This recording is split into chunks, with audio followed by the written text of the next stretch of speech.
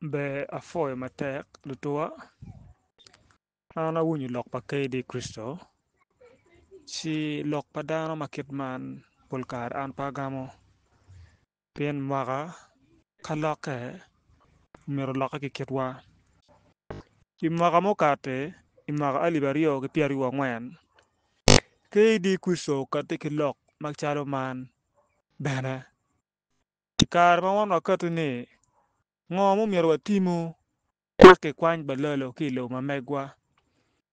kedi Kristo en aye obedo dano acel mubedo ka wacho ne kachuli ni gini gitimo nyama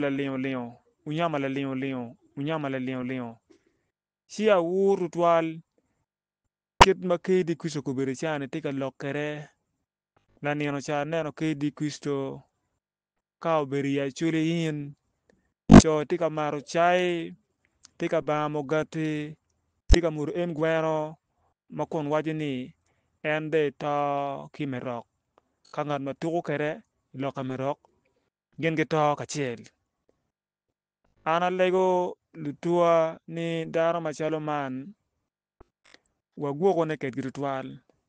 ka onyo twere dano macalo man dong pe kijol gang eni dano ma dong ocateko en eni kede obedo duk gang lok mo ma bilokone i nyim lukaka macalo lok me tito gang peke an amito penyo jo ma gin gingeo kedi Kristo ni i kare ma en obino i acholi eni kedi Kristo man odok gang an amito niang lok eni maber adada pien mwaka mapol an abedo ka kube ki dano mapol ma giwaco ni kedi Kristo ka pek otime gang en lego cente bot lwak ka kimine cente kedi Kristo i agikine en tiyo ki cente ma kun nongo ogamo i nying me peko ma nongo tye gang pe o wa ilok ma gang ci meno aye i kit ma an angeo ki kedi Kristo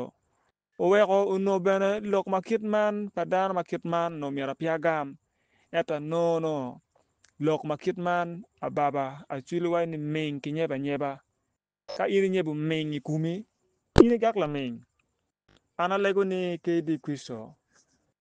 ka gino mo tye marac i kome